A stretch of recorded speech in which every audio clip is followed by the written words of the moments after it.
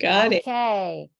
Here we are, Alice. People are going to be coming in a little bit at a time, trickling in, but I want to welcome you to NextTribe. Thank you so much, Alice Biggs.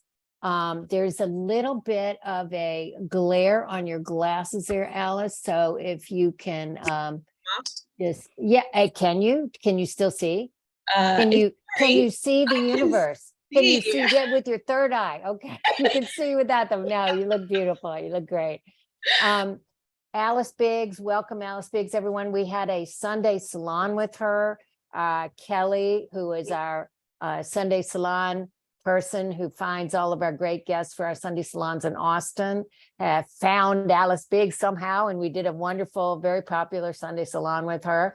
And now we're so excited to be able to present her to the rest of the NextTribe universe here. And some of you have sent in questions to her. For those of you who don't know Alice, she is Claire in all the senses. Clairvoyant, clairaudient, clairsentient, Claire. Tell me what the other Claires are, Alice. Claircognizance. And that's just clear knowing. Clear knowing. Okay. But if I'm having a bad day, it doesn't come in just like everybody else. How are you feeling today, Alice, about the energies? Great. It's been great.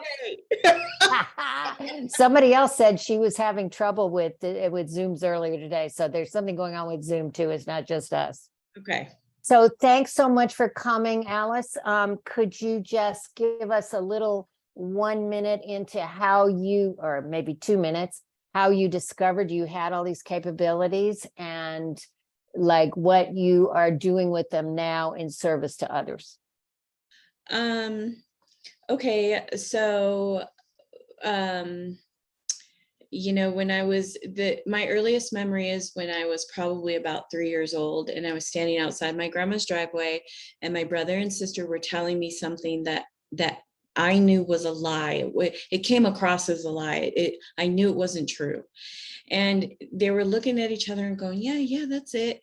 And I knew that they knew it wasn't true. And I was deeply confused as to why they would believe that. And it affected my communication for a long time until I realized at about 17 that if I didn't get help, I was going to have a bad ending. And I was fortunate enough to grow up in Northern California. And so I just, in California, you could study anything. So I did, I just dove in to spirituality, and I studied many different things, from shamanism to massage therapy, hypnotherapy, and ended up at the Berkeley Psychic Institute. And I tell people that the Berkeley Psychic Institute saved my life. It really did, because it taught me the different psychic abilities. And it taught me what energy was mine and what wasn't mine. And then I was able to look back and see that what they were talking about was the family programming.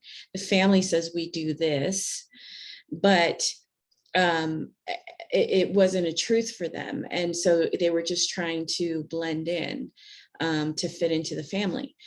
And so now what my desire is, what my goal is to help people understand energy and move through energy and become more conscious of it, that we are creators. And you hear that a lot, but you don't really hear like how, or other than just match the good feelings. And sometimes we have to work through the crappy feelings to get to the other side. So that is what and right now it's just a really chaotic time for a lot of people. And so I just wanted to try and help people sort of break away from the energy that's binding them and find their freedom. So there's somebody on this call, Kelly, I'm going to ask you to unmute yourself if you don't mind. There's somebody on this call who has had a reading from you. And so it's not just about what you discover in the reading, oh, your dad is watching you or something else. It's not just about the voices or the feelings or the messages that you're getting from out there, but it's also about you're teaching Kelly, or you taught Kelly, I assume, about energy and how the energy works in herself. And I'll let Kelly speak for herself on that. Yeah, it was very eye-opening. I mean, I kind of went in specifically because I had a sudden injury, and basically I just said to Alice, pardon my mouth, why the fuck is this happening to me? Yeah. Plain as day, plain as day. And she really explained how just kind of the energies were like kind of colliding and really just sending a message to like, stop, you got to slow down. I'm on a path right now that is not like, basically it was my foot, because it was telling me to kind of change my path a little bit. I'm going in the right direction with a lot of things, but kind of burning the candle at both ends and just taking care of everybody, and in turn not necessarily taking care of myself. And that doesn't mean get facials and get more manicures and get more massages. You know, it's really almost like stop taking care of everyone so much, period, because then that leaves you time for you to, And you know, nurture yourself and to really just to nurture yourself. And now you can go back to mute, Kelly. Thank you so much. And so Alice, when you told, so things can be very literal, I guess. When you have an injury, it's like, okay, there's a message in that. If you have a car accident, it's not just an accident, I guess. There's a message in that. You meet a person, there's a message in that. Is that correct? Message and everything. Yes, absolutely. And what is one person's path is not necessarily another person's path. And so while you might be going for the same goal, it might be just, kind of like college. Two people want to be lawyers, but they're going to go different schools. And so that's important to remember too. And it's true with parents and children too, because you have your idea of what your child or your children's path should be or could be, the potential, but that's not necessarily their path. Yes. Okay, so would you like to start with one of the people who have contacted you about one of their issues and see if this person is here in the group already, and we can. I would, if Nancy's on, Nancy texted me or sent an email from the very beginning. Okay, Nancy is not on quite yet, so okay. Let's try somebody else. Okay, so how about Glenda Beasley? Glenda, I have not seen Glenda yet either. Where is Glenda? Okay, see. We might just start opening up to the crowd. Then Lori Happenstall. Lori, is Lori on? What is going on, Lori? I am. Hello. Lori, good. Okay, there you are. Okay, Lori, your mic is open, and let's see how this works. Alice, go. Okay, so first let me tell you, I use tools, and so you're going to see me yawn. I'm not tired. That's how I release. That way the energy I don't take it on and keep it with me. And then if we hit really serious or harsh energy, I'm going to laugh at the energy. I'm not laughing at you. It's a tool that I'm using to get through the seriousness of the energy. And so then, Lori, I'm just going to have you say your name 3 times for me and ask me your question. Lori Helpenstill, Lori Helpenstill, Lori Helpenstill. And my question is, am I going to find my soulmate, and are there things I need to do or stop doing to open up to a relationship? Yes, there are a few things. And yes, so what I want to tell you is whenever you are thinking about something, that is a goal. And so you're already as a spirit creating this. So that's why you're having the desire for it. So you're showing me that there's some healing that needs to happen, sort of some ancestral energy that comes through your dad's side. And it is like, it is a separation energy, a struggle around relationships, thinking that you can't have it, or it's never going to happen, or not being seen. And so that's the energy primarily that you are working through. And so when I look at, okay, well, what helps for that? It really is focusing on loving your life. What are you loving about your life? Because, and noticing the times when you're feeling separate, or you're feeling like a lack energy, because that is the difference. And when that lack energy hits you, or you're feeling separate, then you really want to, that's when you really want to, take care of you, however that is. It could be hot baths and journaling, or just noticing how you're feeling, so that you can become more consciously aware of it, and then move into that love of your life. How are you loving your life today? You might even create a list.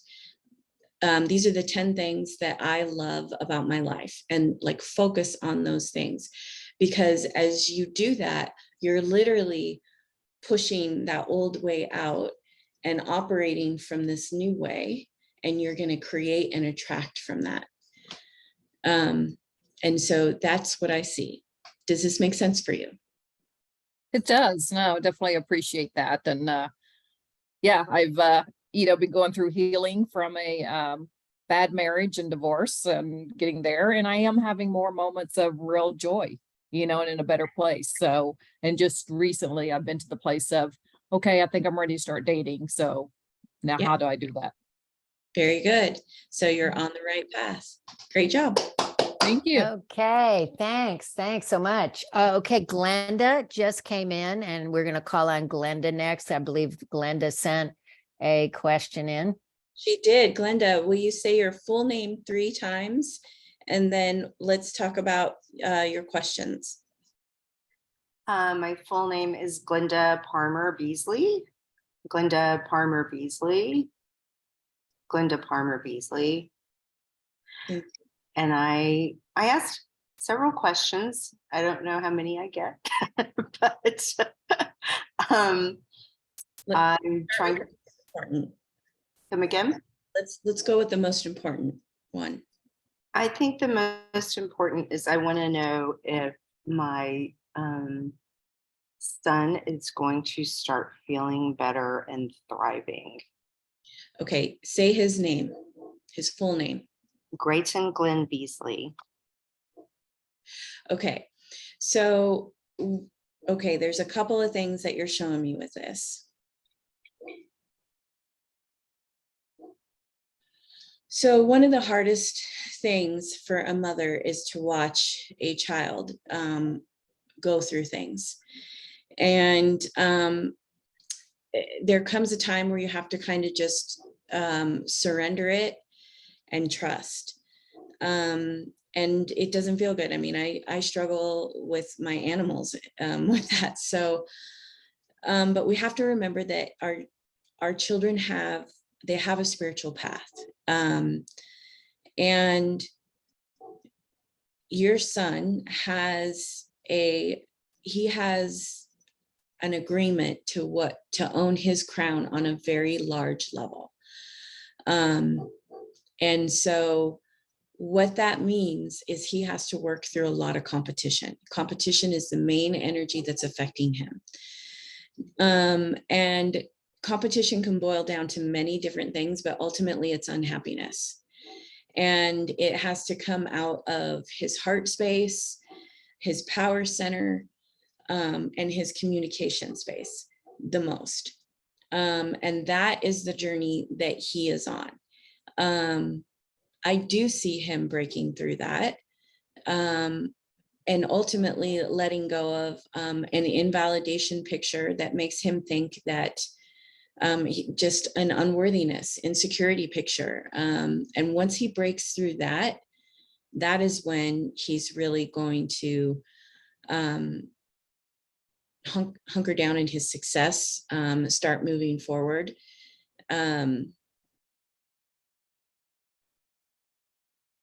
So yes, my answer is yes. And that's the energy behind it. And so what you can do for him is remind him of where he's capable and how he has figured things out in the past. Does that answer your question? Yes, thank you. You're welcome. That's great. Thank you so much. I want to be able to get to everyone else. I want to welcome Jeannie Ralston to the group. Jeannie, would you like to unmute yourself? Do you have a question for Alice? Well, of course, it's always about men. But Jeannie, it's different for everyone, right? Yeah, but Alice, do you need a break in between these things of, okay, so you can keep doing it. Okay, go, Jeannie. As long as I can hear the name, then I can dial in on the energy. Okay. Okay, do you want me to say my question first or my name first? Say your name 3 times, please, and then your question. Jeannie Ralston, Jeannie Ralston, Jeannie Ralston. My question is, I'm in a relationship with a man I just met, and we are talking about, moving in together, moving to a different city together. And I just have anxiety because it's only been like, it's less than 2 years since I left my 29-year marriage, but I really like this person and love him. I think he's wonderful. I just get very anxious at the thought of being in a marriage-like situation again. And say this man's name. Mike Floyd, Mike Floyd, Mike Floyd.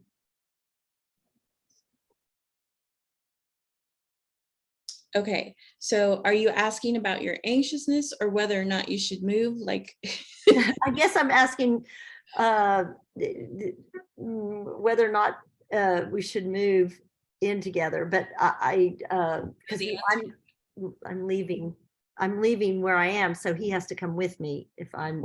you know the answer to that, and that is yes.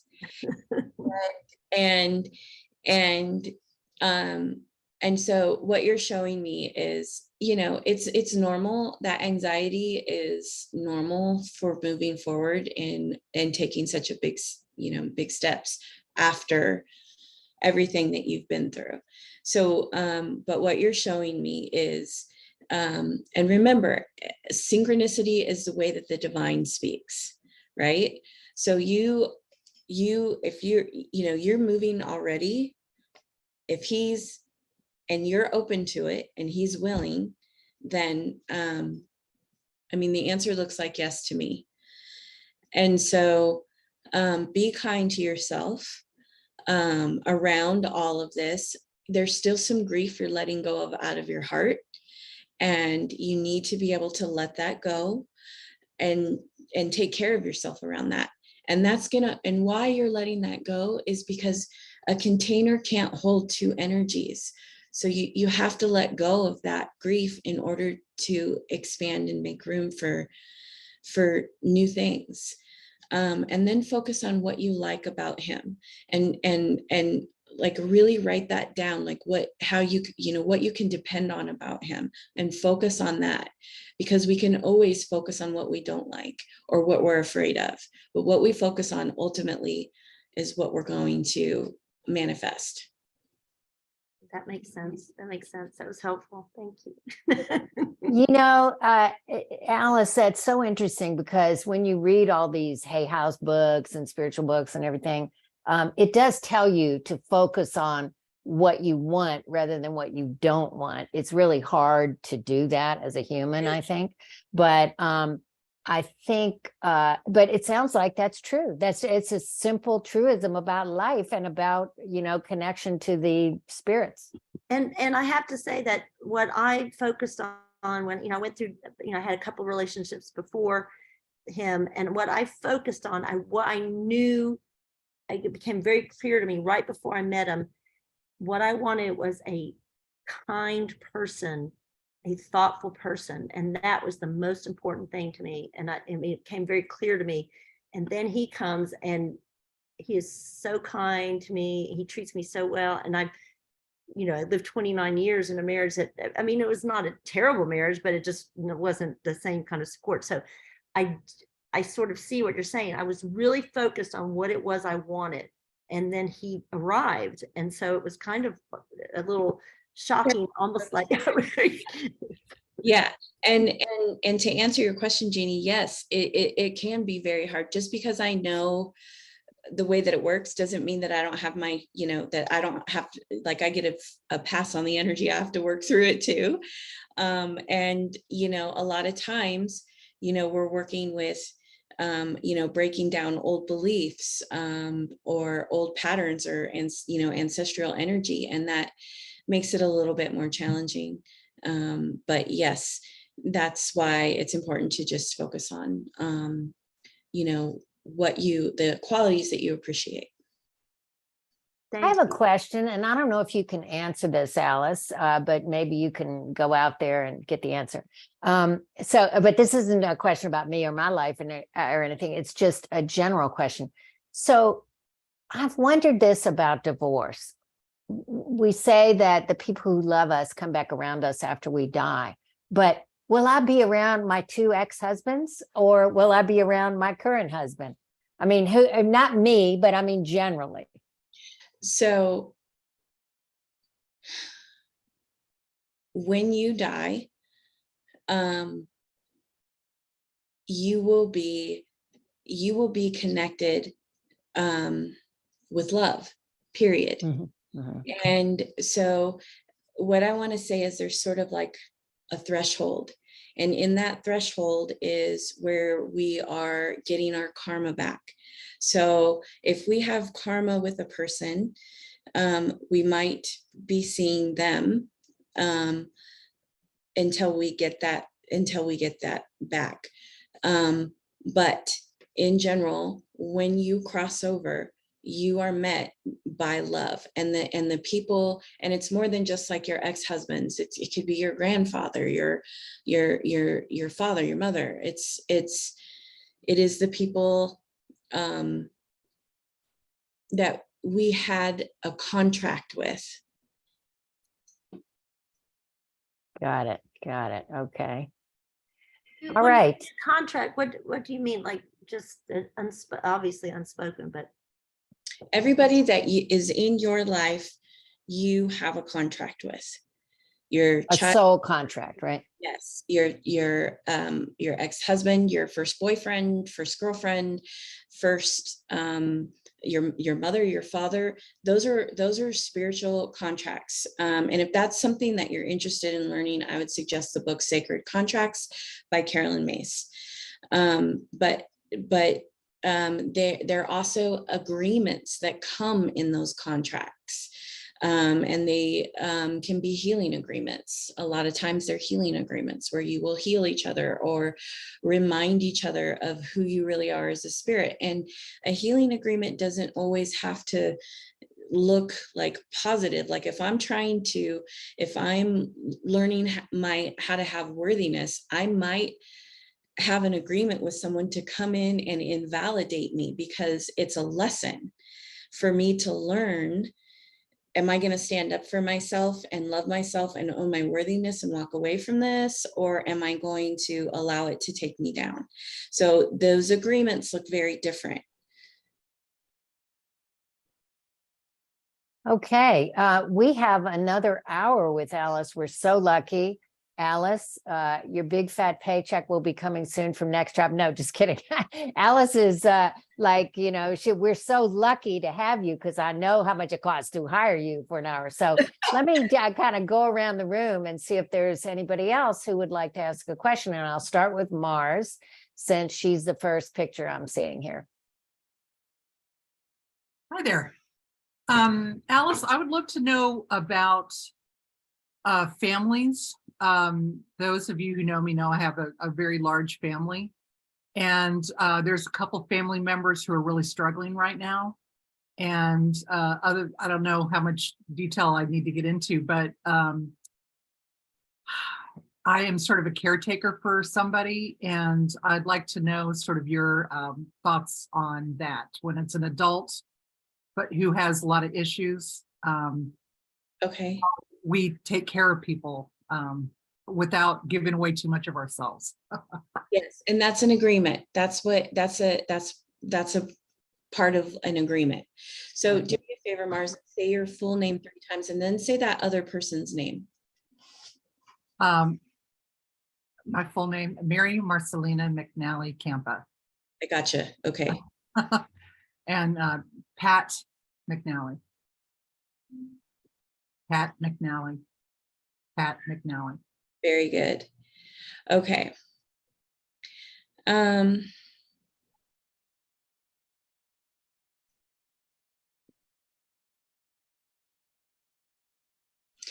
All right, so what you're showing me, it's kind of, we touched a little bit on this earlier, but it was with competition. But in Pat's case, there's a lot of invalidation. And so there are times where you can't heal that. And also because then he's not learning his lesson around it. And so invalidation is what I want to call the biggest energy that he's working. And that is, and so he hasn't learned to separate from it. He hasn't learned the moment that we can start separating from invalidation or from an energy, we cease to become it. And so on the other hand, if you're healing him and he is not getting his lesson, then what happens is karmically you're going to get invalidated. So he's going to maybe come and say, you know, this is your fault, or you didn't do that good enough, or, you know, somehow the blame comes to you. And that's because the energy needed to really kind of stop with him. Does that make sense? Yeah. Yeah. Well, energy and responsibility, it's like, that's the hard thing, is it with an adult, but an adult that's not capable of very much, and that's always the tricky thing. Right. Yes. And yeah. And so that is why it's tricky. And so when I look at, okay, well, what's working for you? It really is sort of having the, you know, the systems in place, the things in place, like the communication in place, where the independence is, where, you know, what is working, and keep reminding of those systems, that boundary, that independence. In other words, don't let it go backwards. Keep. Yeah. And so that is the main thing, because you're showing me your heart.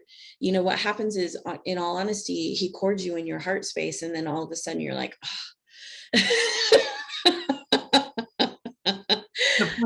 depleted. Yes. Yeah. And that is what happens when we overgive. And that is when we need to kind of take a step back and do some self-care, and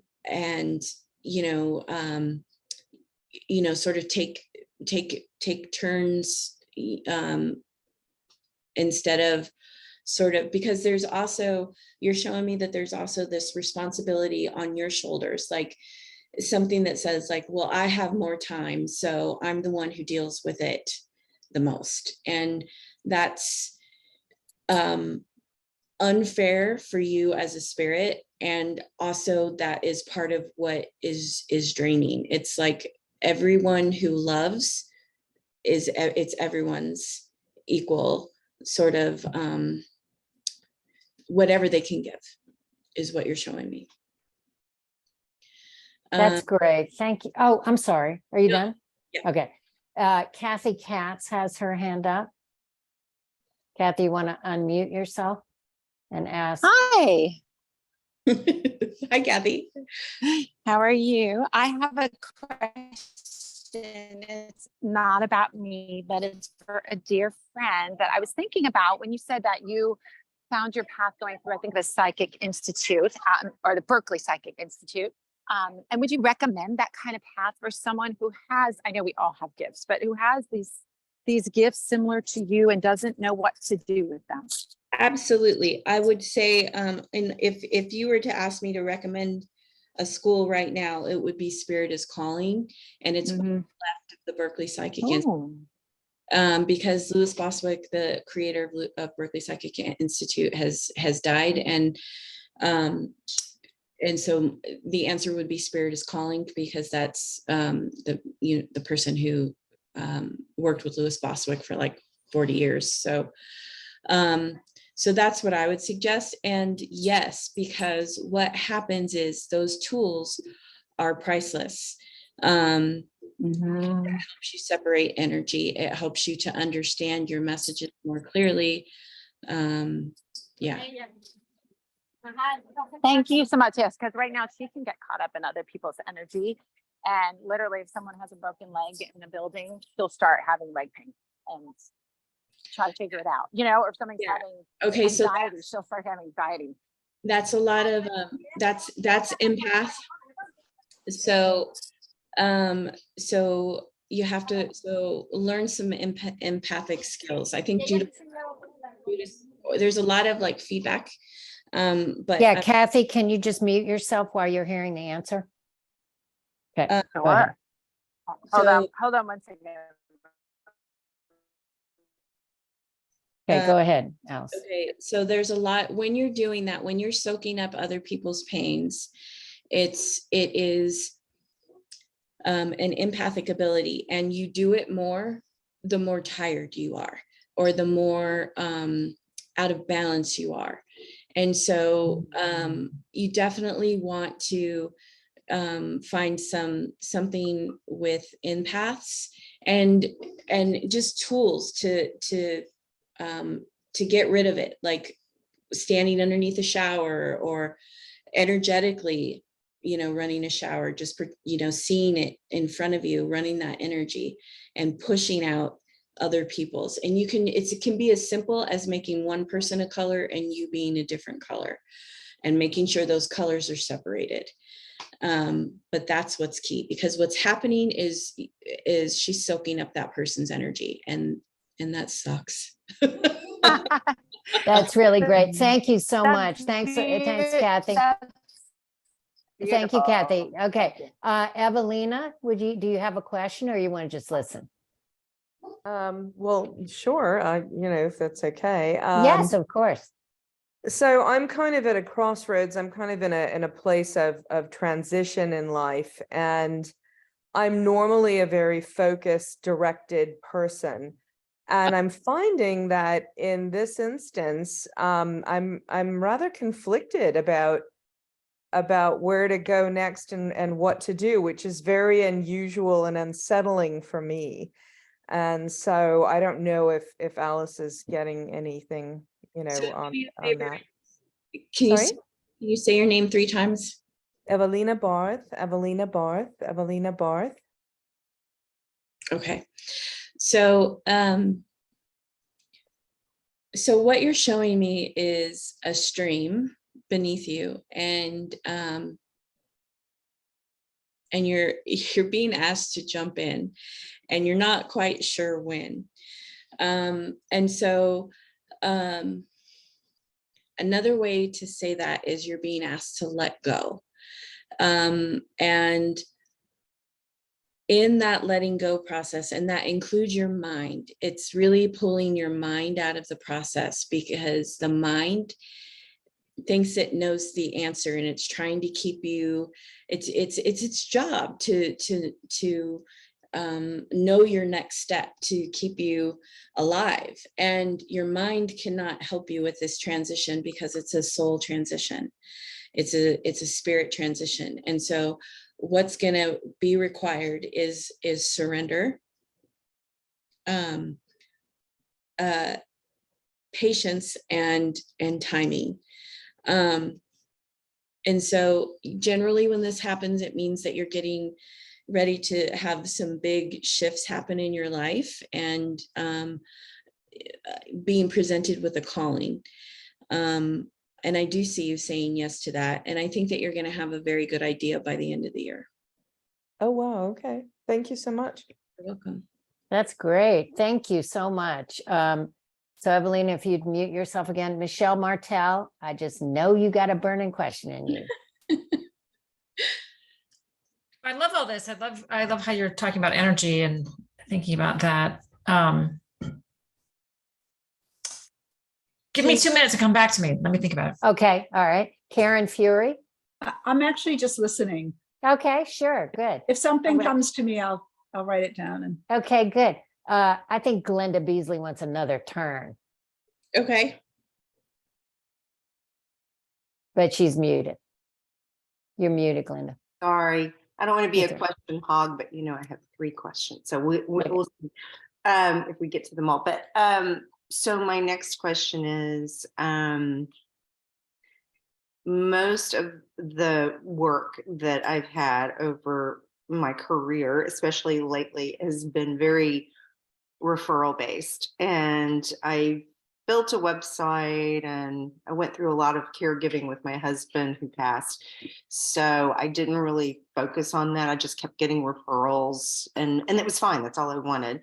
And I'm now trying to decide if I need to rebrand myself, reinvent myself, redo my website, throw out what I do to the universe, or just be and let all of the things and people and contacts and all of that I have just normally surface versus like going gung-ho, because I do have a kid to put through college, but I'm trying to figure that out. Hey, no.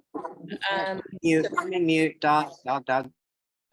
So what what I'm seeing is not to just be passive about it, to take this to the next steps that you want to create this. But the most important thing that you're showing me is watching your energy levels. So because you're showing me that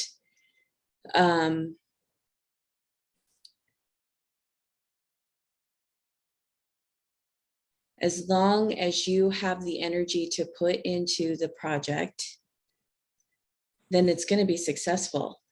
But if you start to lose your energy, if you start to become depleted, it's going to take you longer. It's going to crash and burn, and then it's going to take you longer to create it. And so you're really showing me that it's all about your energy levels. Okay, Loria, did I call on you, Loria? I don't think I did. If you, Yes, this is Lori helping still. So yeah. So oh yeah, I did. answer Okay, my it says question. Loria. Yeah, okay. All Yeah. right. So Michelle, are you ready? Or should I go? I've got a new person in the room now. Go new person. Okay. Patrice, hello, Patrice. Welcome. We're going through, and if anybody has a question for Alice, you're welcome to ask the question. And you're on mute, Patrice. And Karen, you can be after Patrice. Yeah. Patrice, you're on mute. Oh, maybe I need to unmute you. We go. Can you hear me now? Yes. Okay, so as I said, I apologize for coming in late, so I'll just listen for a while. Okay, sure, no problem. So Michelle, are you ready? Myself. Yeah, so I'll talk about energy, just talk about questions. So I'm an energy vomiter. I just like vomit stuff in the world, and everybody's like, oh my God, it's all energy. And now as I'm getting older, and then last year I had breast cancer, I'm like, oh, I literally just vomit energy, and I need to get better at keeping energy, or like accounting for it.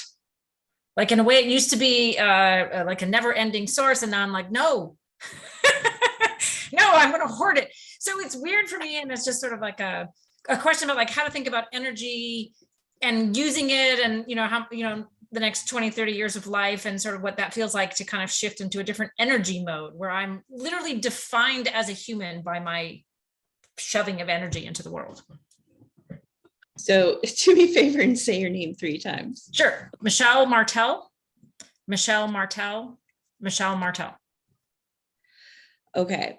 And so your question is how you manage what you do with your energy moving forward. Yeah, like how I can think about it kind of more intentionally and more clearly. And I'm sort of, I think the pendulum has gone from like all giving to now sort of hoarding, and I don't want to be in either space. Like kind of how to move into a space of more, I don't have to be on 11, I could be on 7 because I'm feeding myself from the energy. Okay. So that's I'm on- not I'm on hoarding. a Zoom call. That is balance. And Yes. Karen, you're unmuted.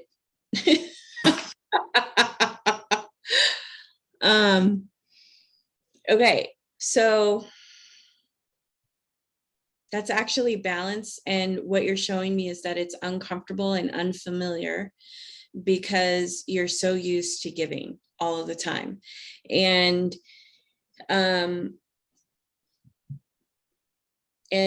it's not hoarding energy. It's you're really using it to continue to heal yourself and your life. And you're showing me that what you want to do with the energy moving forward is really sort of focus on what you want to manifest and using it there instead of, because you're just showing me that you go through the day and you heal everyone all the time. And you call it vomiting, which is interesting because I have had that term and watched it happen. And it's a dumping of energy. But what you're showing me is you have an out of control healer. And that is part of what you are learning to pull back. Does that make sense? Yep, totally. I learned the archetypal wounded healer in the last couple of years. Yes. Thank you. Yep. You're welcome. Thank you. Okay, I'm going to mute you now, Michelle. Karen Fury, you want to unmute yourself?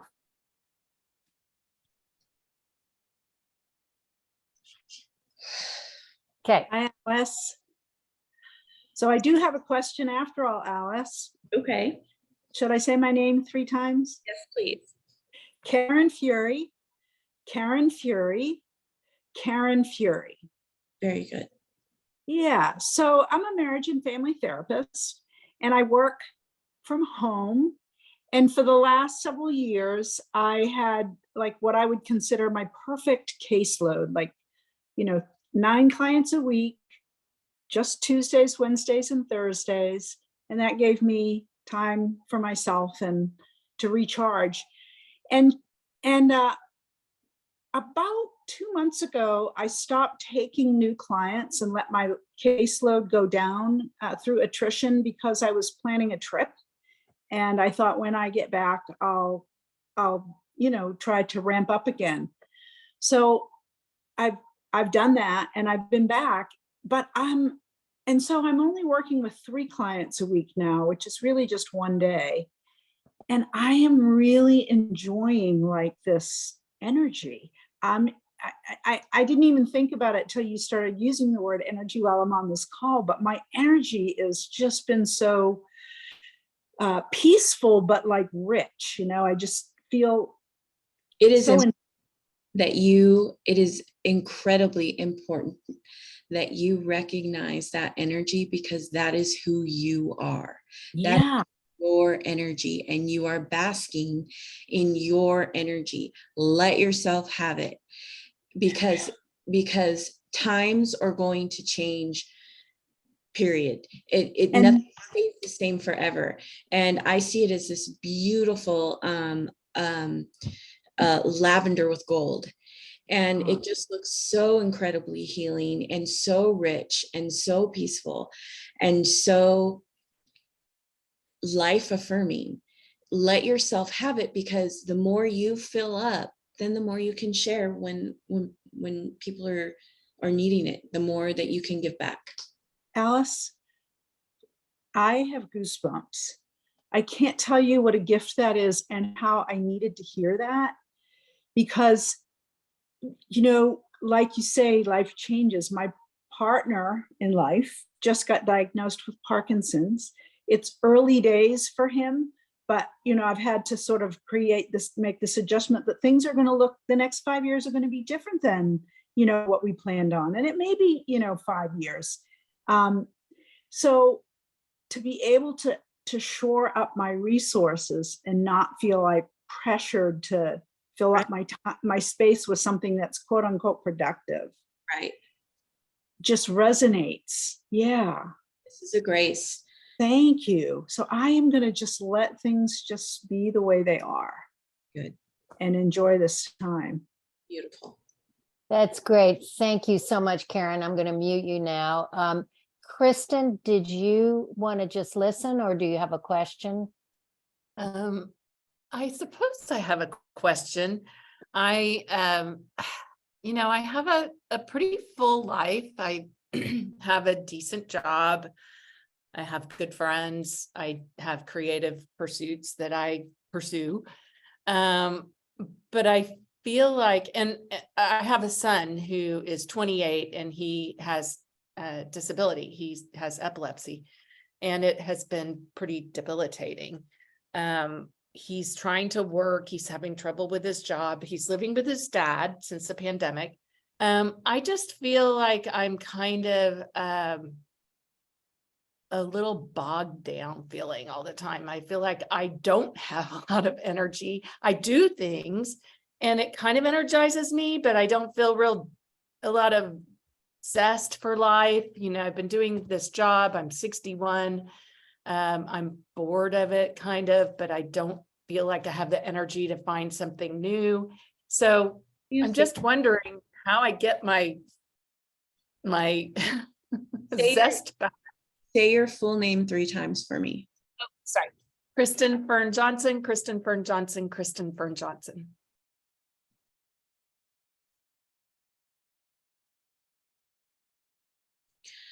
Okay, so what you're showing me is required in this, or not required. I don't want to say required because it's a choice for everyone. But what you're showing me is you're in a major change in your life. And so the old part of you is dying away and a new part of you is being reborn. And so even though you might not be consciously aware of it, everything happens energetically before it becomes a physical form. And so it's really important that you keep doing your self-care and notice what you're doing that is feeding you and what's not feeding you, because you're showing me that things are dying away and certain people might die away as well. And you're showing me that, you know, there's this like cord in your heart, and you're just like, you keep trying to pull sort of the past to you, or take the past with you to the future. And that is not, that's just going to exhaust you. And so that's kind of what you're showing me, is that you're really in a rebirth. And so, you know, during a rebirth, you know, it can be, it's a vulnerable time, and it can, because you don't know what the next step is. It's not necessarily clear, and sort of, it's called what we call the hell in the hallway, right? It's like one door has shut, but the other door has not opened yet, and you're in the hallway. And so the key right now for this part of this transition is really to watch your energy levels, notice what depletes you, and respect that. Start giving yourself boundaries around that, and start what we call calling our energy back. The other thing that you're showing me is your female creative energy. It's like you're using it to give to everyone, to heal to everyone. Start using your female energy for yourself. So start calling your energy out of people, projects, and places and things, and really use it for what you want for your goals. Thank you, Kristen. Okay, I'm going to mute you now. Alice, I want to ask you if you can just, without a question, can you just pull something in? And I'll just say my name as an example, if you don't mind. Is Yeah. that okay? Yeah. Yeah. Jeannie Edmonds, Jeannie Edmonds, Jeannie Edmonds. So Jeannie, the first thing that you're showing me is, you know, you're releasing a lot of demand energy. There's a lot of energy that wants your attention, and it's really hitting you in your power center, underneath your heart space, but it is hitting the lower part of your heart and your emotional space. And so, so what it's doing is it's just trying to tug you this direction, that direction. There's sort of, it's, you know, a lot. And so what you're showing me is, you know, it's kind of reinstating your boundaries to people, and also, you know, what's going to be validating to you, what direction is it that you want to go. And it looks like that you do take some time to you know, reflect and have some silent time and journal. And so those are really valuable tools for you. So keep doing that, because that's going to help sort of release everybody's demand energy on you. And why the demand energy is on you is because you are such a capable creator, and people are like, you know, help me create, help me create, help me create. And it's like, you want to help them, but you're like, come on, people, I gotta like, I gotta create my life too. So that's what I'm seeing. You know, I started crying when you started talking, and I didn't expect it. Completely unexpected. Got full body chills, started crying. I had no expectation of that. And I am in such a great place. I had no recognition of this demand on me until you said where it was in the lower part of my heart. That's how I know you the real deal, Alice. Okay, you the real deal.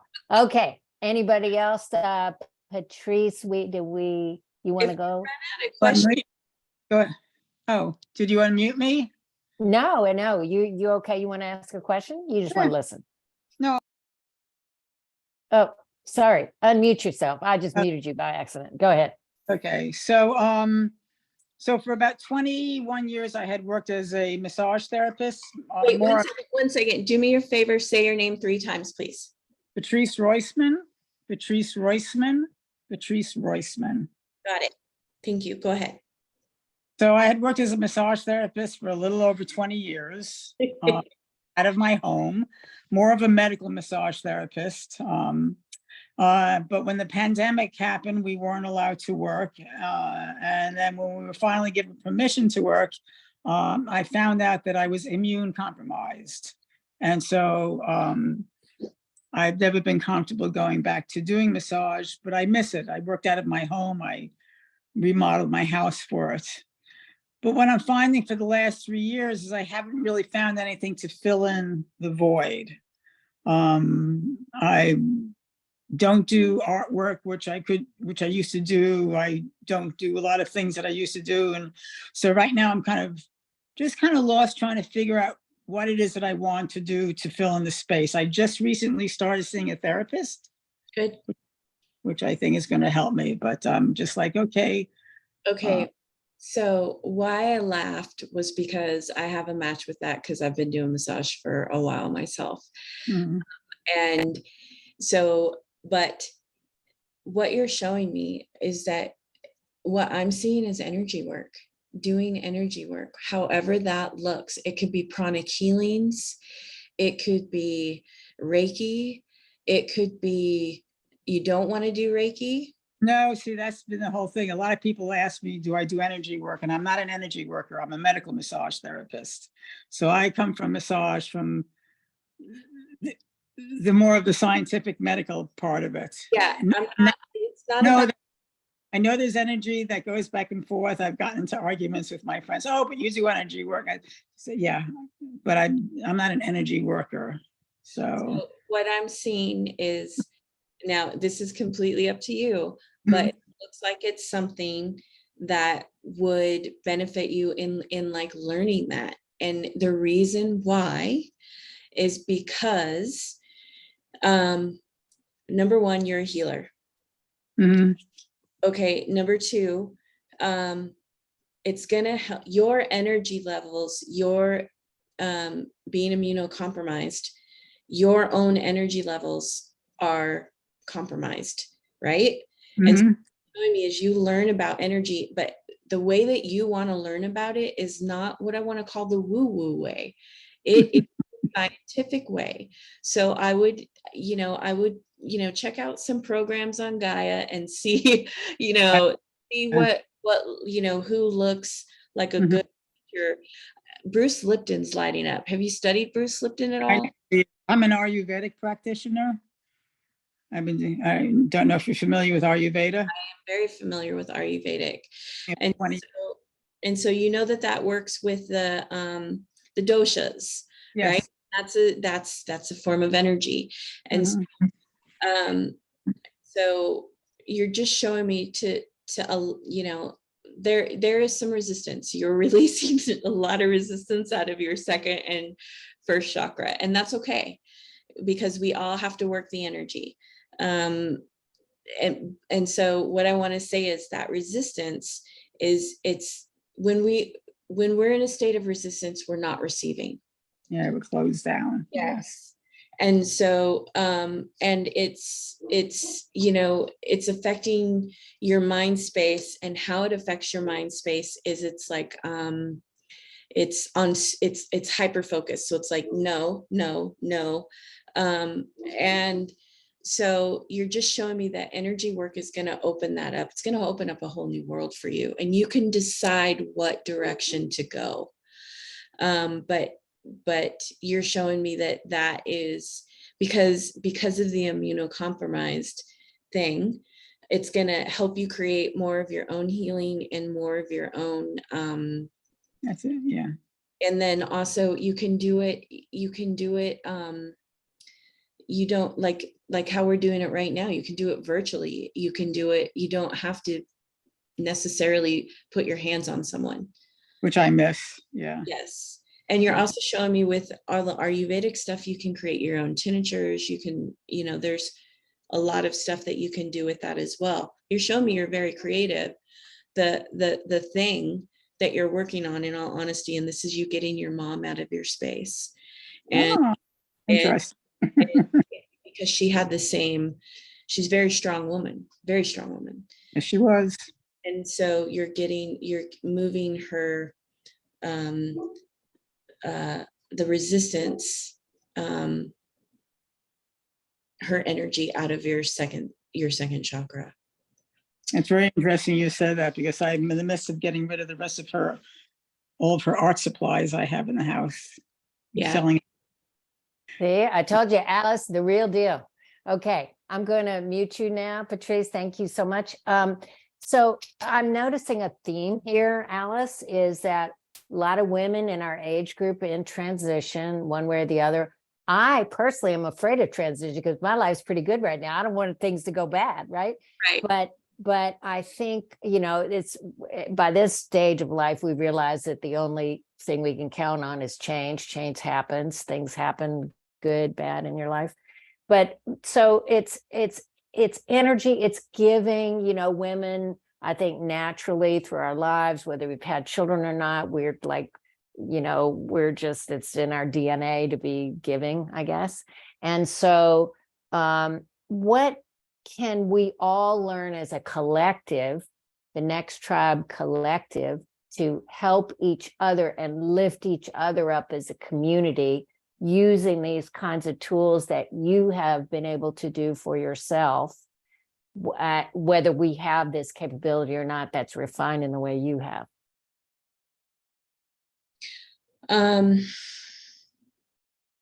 So, I think it's all about empathy, and also compassion and boundaries, because and community. Because the thing about empathy is when you are empathic, or you're having empathy for someone, you are not trying to fix them. You are saying, I understand, and that gives them the space to let them know they're not crazy, and that they're not alone, and that they have a support. We have a support system. We can work through it together. Because a lot of times too, especially, we've gone through, and we've gone through stages in our life where we know what we know by now. And so a lot of times that that creates a sort of, we lose our beginner's mind, and that creates separation. And so being that compassion opens us up. So that's how I would answer that. So that's empathy versus sympathy. So I thought sympathy is you feel for them, but you don't feel their feelings. And empathy, you actually feel their feelings, but you have, how does that work with boundaries and empathy and sympathy? Yes. So sympathy is how I want to explain it, and I could be wrong, but sympathy is sort of, it's kind of like feeling sorry for someone, but it's not. It's without the intelligence of the experience. So you can have sympathy for someone who lost their parent, but until you lose a parent, you don't have any idea what it feels like, or what like the experience teaches, the experience itself, right? And so when we have empathy for people, it's like allowing those feelings to be felt, and making a safe space for it to be processed. What do you think is the most important thing that you learned at Berkeley Psychic Institute? That's a really hard question. I'm gonna say the differentiation between what was my energy and what was someone else's. I like the description of two different colors. So you put yourself in one color, and then you say, okay, all that stuff is in the color of the other person. Yes. That was the most important thing for me. And the reason why is because I was taking on everybody's energy and thinking that it was mine. Mm-hmm. It can be crazy making, because when you can't heal something, it's a lot of times like a problem or whatever. It's usually because it's not your problem. It's someone else's energy that has gotten in your space. If no one else has questions, I can run us through how energy works really quick. Oh yeah. Oh, let's go. This is exactly really what I wanted to do. So go. Okay. So you all have heard of energy, chi. There's different words for it. And it comes in through the top of our head. Now, we have way more than 7 chakras, but 7 chakras like the yoga standard. So that's what I'm going to stick with. So what I want to say is chakras 8, 9, and 10 are your spirit, 11, 12, and 13 are your soul. And that's when you're like really out in the astral. But starting with the 7th chakra, the 7th chakra is located about a foot above your head. I don't know if you can see that. This chakra is your connection to your spirit. This is your knowingness. So the ability here is claircognizance. It's clear knowing. And that's when something just drops in. Like you can just be, driving down the street and you're like, my daughter is struggling right now. And then the phone rings and you know, it's your daughter and she's struggling. And so that is knowingness. There's another ability up here and it's called transmediumship. So, you know, when you're in your car and you're going down the road and you know, you leave your house and you're going to the grocery store and the next thing you know, you're at the grocery store. That is, you've left your body. You've either gone to the past, to the future, to a problem, but you're not in present time. And that is the most important thing. And so that is the seventh chakra ability. And so there's two abilities with transmediumship. You really, that's where you channel, right? So you're either channeling yourself, which is what Karen Fury was doing, right? Where she was feeling that energy and she was feeling good, or you're channeling something else. And whatever else you're channeling, it doesn't really matter. It's not you. And that's the key, is if it doesn't make you feel good, it's not you. And that is the key thing to understand. Now, the transient people that you see that make you feel nervous because they're talking to something that's not there, or they're walking back and forth, that is an example of the negative side of transmediumship. Someone who has not been able to get ownership of that. And it gets misdiagnosed as schizophrenia a lot. I'm not saying schizophrenia doesn't exist. Obviously, in these situations, it's a chemical imbalance where this is a spiritual imbalance. And that is a problem in our world, period. So, and then there is, you know, the mediums, psychic mediums, and those are the ones who are talking to your parents or talking, you know, or using beings to do a reading or healing. So that's the seventh chakra, and that's what's happening there. So then we have your sixth chakra. Your sixth chakra is your intuition, your mind, and how you see the world. Now, in the late 60s and 70s, there was two scientists, David Bohm and, I can't think of the other guy's name, but one of them was David Bohm. And if you look them up, you'll find the other one. And they worked with NASA. But what they discovered, and you see you smiling, so I think you might have heard of this, but they actually coined the term holonomic picture. And what they discovered is that when our brain waves reach a certain state, unbeknownst to us, our subconscious mind takes a snapshot of that picture. And in that snapshot is your brainwave patterns, any psychological or physiological tension, emotions, and you know what happened there. And the emotions then are the key to this, because it's like the glue. But what happens is those pictures are what we operate off of, and they are in our aura.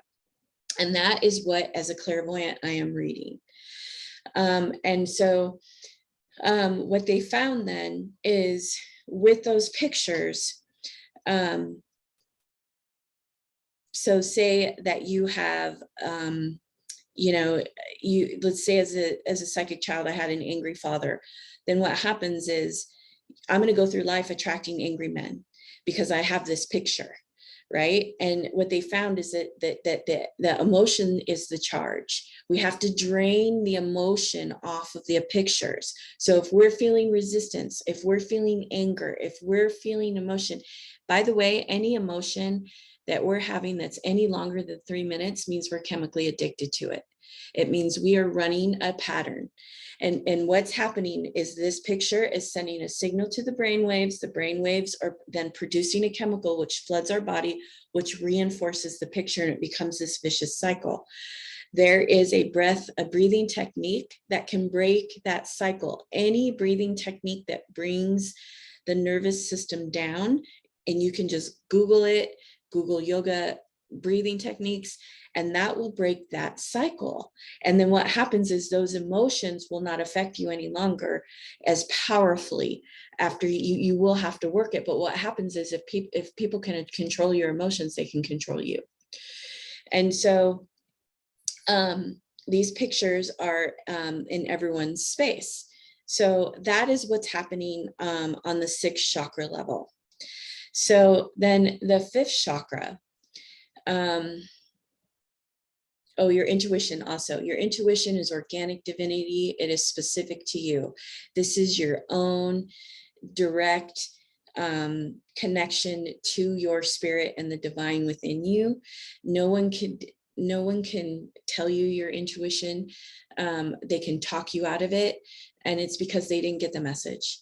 That is your message, and the best way to learn and trust your own intuition, in my opinion, is silence, sitting in silence and really just kind of listening. Then we go into the fifth chakra. This is communication. And so this is your will. This is your choice point. This is, am I going to go right? Am I going to go left? And so the ability here, the main ability is clairaudience, the ability to hear other people, what they're thinking. There's also a healing ability in the hands. And there's something called psychometry. And these are some psychics who can touch something and tell you the energy around it. That is psychometry. And it's basically reading through your hands. That is a fifth chakra ability.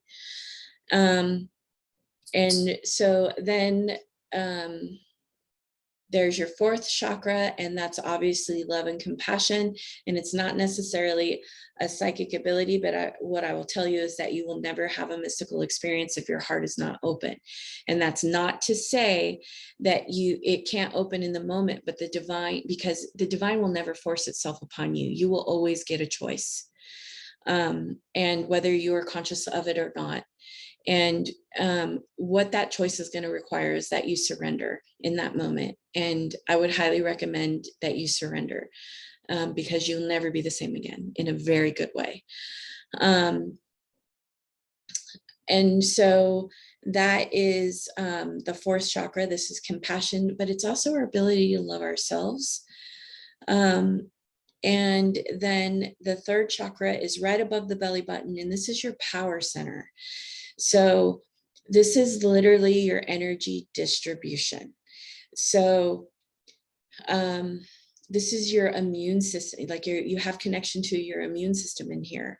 This chakra literally digests your food. That's why when you're out of your body or you're having a hard time grounding, it's like eating will help, because your body's like, I need you to come down. I need you, because I've got to use the energy to process this food. Either that, or there'll be a big rock in your stomach, or you'll vomit it right back up, right? And it's because the body needs the energy to process.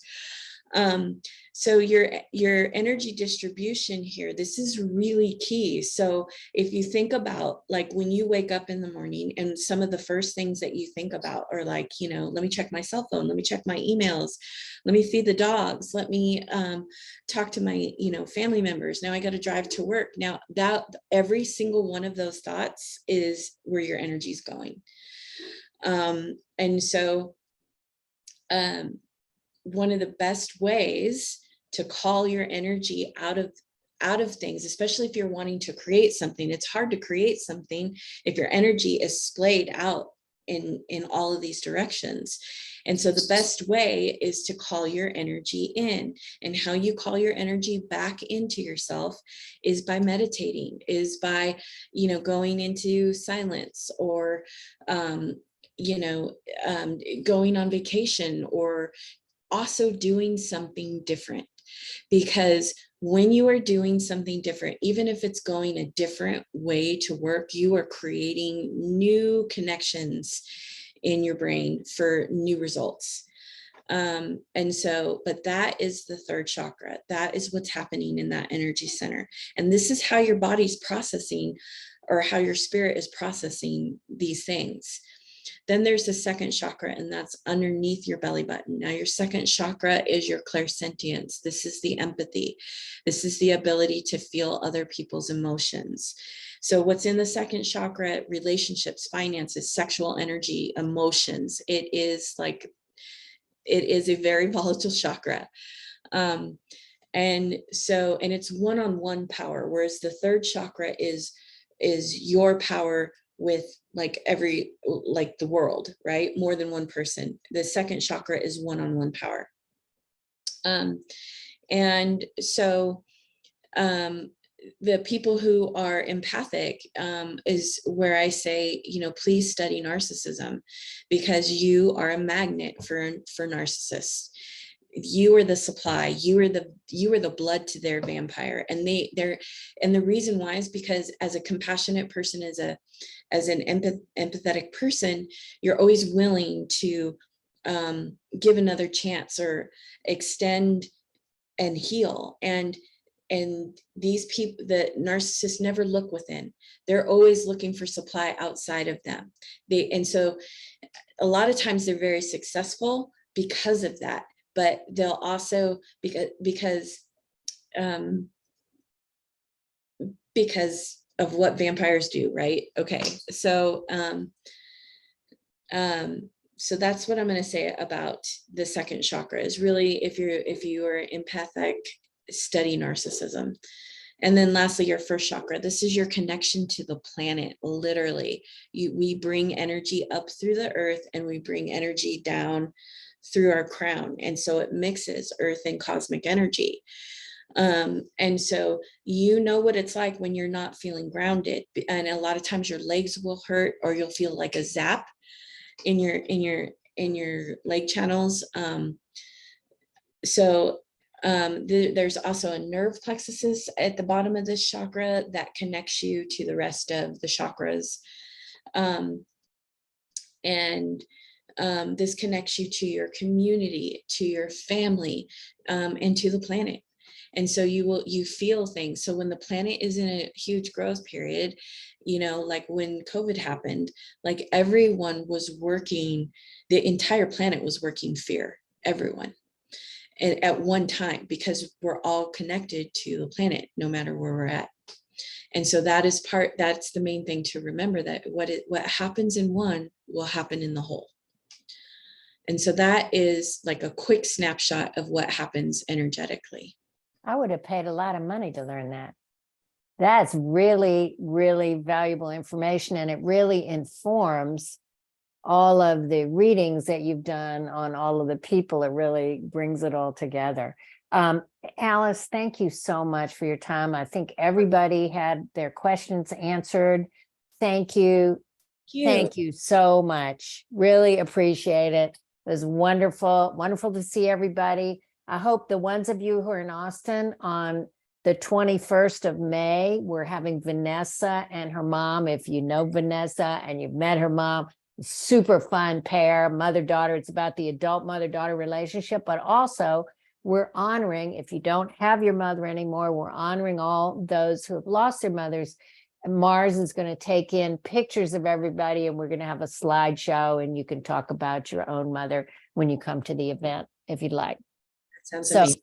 And that's going to be at Salt Trader, May 21st, 2 to 4 p.m. Come at 2 if you'd like to order food and drinks. We'd love to see everybody there. Even if you have to fly into Austin, it's great. It's a great time and a great group of women. Thank you so much, Alice. Appreciate it. Thanks, everybody. Thanks for coming. Okay, see ya. Bye-bye.